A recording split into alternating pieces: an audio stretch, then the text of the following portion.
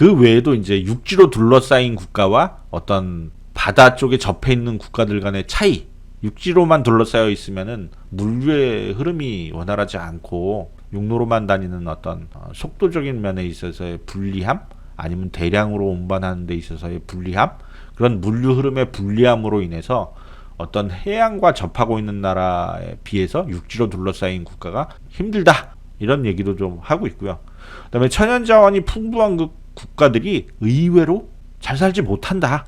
천연자원이 풍부한 국가는 특정 지역에 그 자원이 편중되어 있기 때문에 특정 지역과 그 외 지역 간의 갈등, 그 다음에 정권의 어떤 천연 자원을 판매하면서 생기는 이익에 대한 부정부패, 이런 것들로 인해서 나라가 힘들어질 수 있다. 예를 들어서 아프리카의 몇 개 나라를 들면서 특정 광물에 대한 판매 이익을 집권자가 혼자서 독식을 하고 전 국민에게 배분하지 않음으로 인해서 생기는 그런 문제들에 대해서 지적을 합니다. 물론 국가적으로 잘 배분을 해서 전 국민이 잘 살게 되는 경우는 뭐 좋은 경우라고 얘기를 하고 있는. 그다음에 이제 제도적 차이도 이제 국가 간의 어떤 경제나 기술적인 발전의 차이를 가져온다고 얘기하고 있는데, 대표적인 예로 우리나라를 들고 있죠. 남한과 북한의 비교. 역사적으로 같은 역사를 공유하고 있고, 지역도 같은 온대 지역이, 민족도 같은 민족이 나뉘어져 있고, 같은 언어를 사용하고 같은 문자를 사용하고, 자원도 오히려 북쪽 지역이 자원이 좋고 남쪽 지역은 이제 기후가 좋아서 농사를 지을 여건이 조금 더 좋고 뭐 비슷비슷해요. 그래서 거의 같은 조건임에도 불구하고 두 나라가 70년 정도 분단이 된 상태에서 서로 다른 제도를 가지고 각각 자기 국가를 발전시키기 위해서 노력을 하는데, 2020년 현재를 보면 그 차이가 엄청나다. 그리고 그 이유는 어떤 제도를 운영하느냐에 따라서 그 제도에 의해서 이 문화와 문명이 성장하는 그 수준이 다르다라고 하는 거를 얘기를 합니다. 아, 이런 부분도 이해가 됩니다. 아, 그렇구나. 그 다음에 이제 나와 세계에서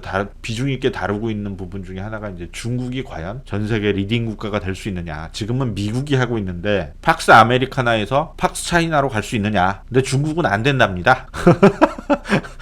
대놓고 안 된답니다. 백인 우월주의 시각에서 물론 뭐 중국 공산당의 일당 독재이고 정보에 대한 컨트롤이 심하고, 그래서 이제 중국은 안 된다라고 이제 딱 잡아서 결론을 내려주고 있고요. 글쎄요, 중국이 계속 저렇게 있을지는 두고 봐야죠. 거기도 사람이 살고 있고 어떤 식으로 발전이 될지 모르는데 중국은 안 된다? 그거는 밑도 끝도 없이 안 된다. 네, 뭐 한번 두고 보죠. 몇십 년 후에 우리가 죽은 다음에 어떻게 될지는 뭐 우리 후손들이 알려줄 테니까. 그 다음에 이제 마지막으로 얘기하는 게 기후변화에 대비하라, 이렇게 돼 있는데, 이건 맞는 말이죠. 기후변화로 인해서 인류가 심각한 재앙에 직면할 확률이 가면 갈수록 높아지고 있죠. 저 총균세에 있는 저 균도 결국은 인류가 지구를 무차별하게 개발하면서 그곳에서 살고 있던 동식물들이 힘들어지고, 그 동식물들을 바탕으로 해서 살아가던 균들도 힘들어지고, 그래서 균들이 전 세계에 고루 퍼져 있는 인간에게 숙주 위치를 요구하는 상황이 되는 거죠. 결국 인간 되게 위험하거든요. 많은 학자들이 인류가 멸종할 수도 있다고 생각을 해요. 물론 이 책의 결론은 인간들이 훌륭한 아이디어를 내서 이 위기를 피할 수 있다, 피할 것이다 라는 희망적인 내용으로 이제 이 책을 마무리하고 있고요. 저도 그러기를 기원하고요. 나중에 보면 뭐 코스모스 같은 데에서도 멸종에 대한 얘기를 다룰 거고, 여러 가지 현재 상황에 이런 코로나 사태를 보면서